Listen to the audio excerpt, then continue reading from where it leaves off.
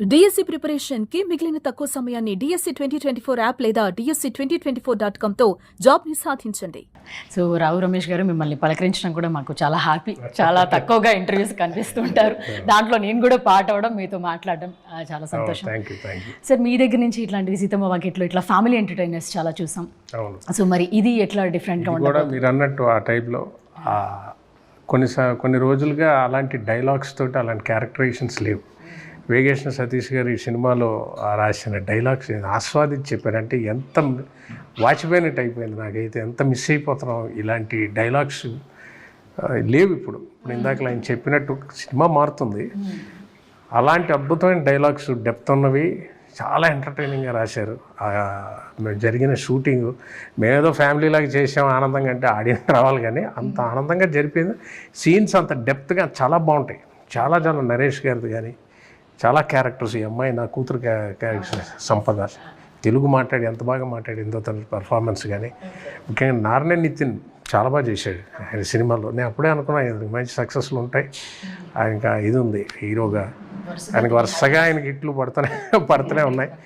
So ఇది కూడా చాలా పెద్ద మళ్ళీ ఇంకో హిట్ అతనికి అవుతుంది. మా మధ్య సీన్స్ కానీ మెయిన్గా డైరెక్టర్ గారు రాసిన సీన్స్ నేనైతే చాలా కాలం అయింది అలాంటి డైలాగ్స్ చెప్పి. Thank you sir for once again. ఎందుకంటే ఆయన రైటింగ్ మామూలు రైటింగ్ అంటే మాకు తెలుసు. ఇప్పుడు నేను కలేజా రిలీజ్ అయింది. ఆ డైలాగ్స్ ఇప్పుడు లేదు సినిమాలో చెప్దామన్నా మనకు అవకాశం లేదు. ఇండస్ట్రీ మారుతుంది. సో ఇది డైరెక్టర్ గారు వేగేశ్న సతీష్ గారు అలాంటి క్యారెక్టరేషన్, నరేష్ గారి క్యారెక్టరు, మా మిస్సెస్ క్యారెక్టర్ చేశారు నిహారిక గారిని కదా, ఆవిడ ఎంత బాగా చేశారు. సో అందరూ ప్రతి ఒక్కరు, ప్రవీణ్ గారి క్యారెక్టరు, ఆనంద్, ప్రభు గారిది, చాలా మంది కాస్టింగ్ అయ్యి బాబు ఇప్పుడు చూస్తుంటే తెలుస్తుంది ఎంత పెద్ద కాస్టింగ్. చాలా మంది ఉన్నారు. ఇప్పుడు ఆయన రచ్చరవి గారిది, భద్రం క్యారెక్టర్, అందరివి ప్రతి క్యారెక్టరేషన్ ఆయనలో ఉన్న గొప్పతనం ఏంటో ఉత్తినే పెట్టరు. ప్రతి ఒక్కరికి ఆ క్యారెక్టర్స్. చింటూ ఉన్నారు, ఆయన చూడండి చెబుతుంటే వస్తూనే ఉన్నాయి. సరయు ఆడ మా ఆనంద్ ఉన్నారు. ఆనంద్కి ఆయన సరయుకి ఉన్న క్యారెక్టరేషన్ అందరిది కొత్తగా ఉంటుంది. ఎప్పటి నుంచి డైలాగ్స్ అంటున్నారు, బాగా నచ్చింది, చాలా రోజుల తర్వాత కూడా చేస్తున్నారు. బాగా నచ్చిందంటే ప్రతి సీన్లో చాలా ఉన్నాయండి.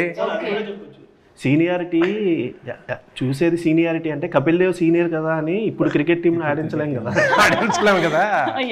Fact and humour also satirical గా ఉంటాయి. సమయానికి ఆ సందర్భానికి అద్భుతంగా పెళ్తుంది. అలాగే అమ్మాయి గురించి, పెళ్లి గురించి వైఫ్ అడుగుతుంది, ఏమంటే పెళ్లి చేసాడు అంటే, చిదానా పెళ్లి అయిపోయిన అమ్మాయి కళ్ళ ముందు ఉంటుంది కదా అంటే, సమస్యను కళ్ళ ముందు ఉంచుకోవడమే. చాలా డెప్త్తో జీవితంతో ఉంటూనే సటైరికల్గా. అసలు ఇదేని కాదండి, దీన్ని మించిపోయినవి చాలా ఉన్నాయి. అంటే ఎక్కువ చెప్పాను. అది నాకు పొలిటీషియన్ అండి. పొలిటీషియన్స్ది ఎలా ఉంటుందంటే వాళ్ళు ఒకే సిచ్యువేషన్ని 2 టైప్స్లో కూడా హ్యాండిల్ చేస్తారు. సో ఆయన దగ్గరికి ఒకడు వచ్చి వెళ్తుంటే పిలుస్తాడు, ఎరా కనిపించట్లేదు ఏమైంది అని అంటే, మా అమ్మకి హెల్త్ బాగాలేదు సార్, హాస్పిటల్లో ఉంది అంటే, అవునా, అయ్యో సరే డబ్బు ఏమన్నా అవసరమైతే వచ్చి ఇంటికి వచ్చి అడిగి తీసుకెళ్ళు అంటే, అయ్యో వద్దు సార్ అన్నారు, ఆ మాట అన్నారు చాలా అని వెళ్ళిపోతాడు.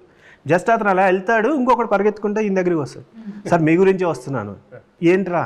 అదే అమ్మకి బాగాలేదండి, హాస్పిటల్లో ఉందంటే, అవునా సరే ఫోన్ చేసి చెప్తాను, రాజమండ్రి పెద్ద హాస్పిటల్కి తీసుకెళ్ళు, వాళ్ళు చూసుకుంటారు అంటే, సరేనండి అని వెళ్ళిపోతాడు. అసిస్టెంట్ అడుగుతాడు, సార్ ఇద్దరిది ఒకటే సమస్య, వాడికి డబ్బులు ఇస్తానన్నారు, వీడికేమో జస్ట్ ఫోన్ చేసి చెప్పేస్తానన్నారు. ఎందుకు సార్ అంటే, వీడికి ఆత్మాభిమానం ఎక్కువ, డబ్బులు ఇస్తానన్నా తీసుకోడు, వాడికి అవసరాలు ఎక్కువ. డబ్బులు ఇస్తానన్నాను అనుకో, మొత్తం మన దగ్గరే మొత్తం లాగేస్తాడు. అంటే మీరు రాజకీయాలు బాగా నేర్చేసుకున్నారండి అని.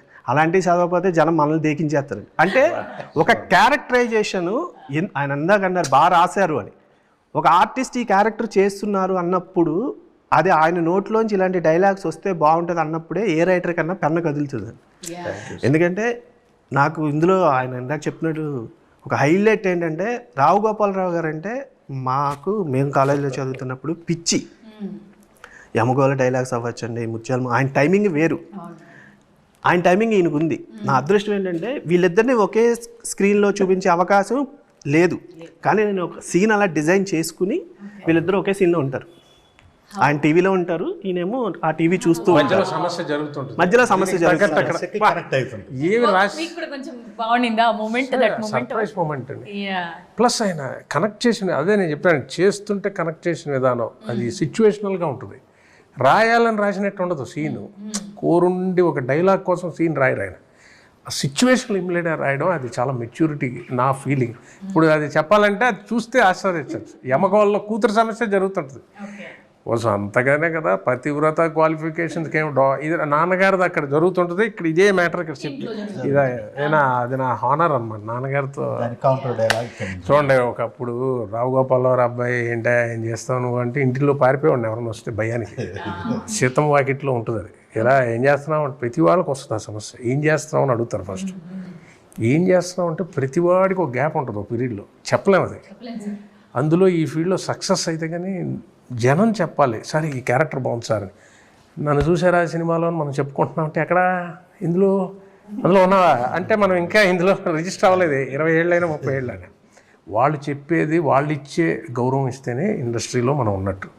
సో అలాంటి ఒక పరిస్థితుల్లో మనం ఏంట్రా రావు గోపాలరావు అబ్బాయిగా ఏం చేస్తాం, వాళ్ళ నాన్నగారి డైలాగ్కి ఎమగోలు ఆయన పెట్టి మధ్యలో నేను యాక్ట్ చేస్తూ అది ఒక గొప్ప అనుభూతి. ఆ ఫీల్ నాకు డైరెక్టర్ గారు కనెక్షన్ అనేది చాలా బాగుంది.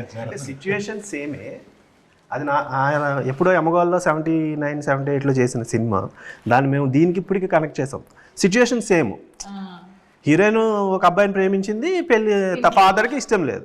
సో రావు గోపాలరావు గారు అందులో అదే చెప్తారు, వెళ్ళి ఫోటో చూపించు అంటారు. ఈయన కూడా కరెక్ట్గా వచ్చి ఫోటో చూపించు అంటారు. సో ఇక్కడ టీవీ చూస్తూ ఉంటారు. ఆ అమ్మాయి వచ్చి హీరోయిన్ మదర్ వచ్చి అబ్బాయి నచ్చలేదంట అనగానే ఈయన కౌంటర్ పడదు, రావు గోపాలరావు గారు కౌంటర్ పడదు, ఎందుకట అని. దానికి మళ్ళీ హీరోయిన్ మదర్ ఒక డైలాగ్ చెప్తారు. మీరు అనగానే నేను అనుకున్నా ఏ సీజీలో తీసుకొచ్చారా ఏదో అనుకున్నా, బట్ ఇది చాలా అది ఐకానిక్ సీన్ కదా ఎన్టీ రామారావు. అది అసలు అంటే థియేటర్లో బాగా ఎంజాయ్ చేస్తారండి. దానికి దీనికి కనెక్షన్. ప్లస్ మామూలుగా వేరే ఆర్టిస్ట్ చేస్తే కనెక్ట్ అవ్వడం వేరు, తండ్రి కొడుకులు కదా, సేమ్ టైమింగ్ ఆ చెప్పడం కానీ. కానీ అదొక అద్భుతమైన జర్నీ సార్. నేను స్టార్ట్ చేసి అవి చేయడం, ఆ సీన్ చేయడం, మనం సొంతంగా సంపాదించుకున్న గౌరవం అది. అది ఎప్పుడు వచ్చింది, ఎన్నేళ్ల తర్వాత వచ్చింది. నేను ఇందాక మీరు అన్నట్లు మీ గురించి వచ్చే ముందు చూస్తూ ఉంటే డీటెయిల్స్ అంతా ఫస్ట్ సినిమా అప్పుడు డైలాగ్సే లేకుండా ఒక మూవీలో సైలెంట్గా ఉంటే తర్వాత చాలా కాలం పాటు పాత్రలు రాలేదు అనేసి అది చదువుతూ వచ్చాను అది.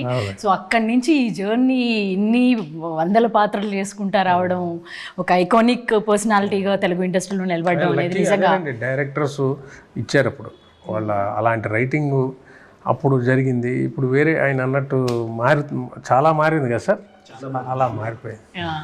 వైలెన్స్ బేస్డ్కి వెళ్ళి అంటే ఇండస్ట్రీ మరి ఇవాళ మార్పు తగ్గట్టు వెళ్ళాలి, అవి దూరం అయిపోతున్నాం వాటికి. సో లక్కీగా నేను ఆ సమయంలో చేయడం జరిగింది, అది అదృష్టంగా భావిస్తున్నాను.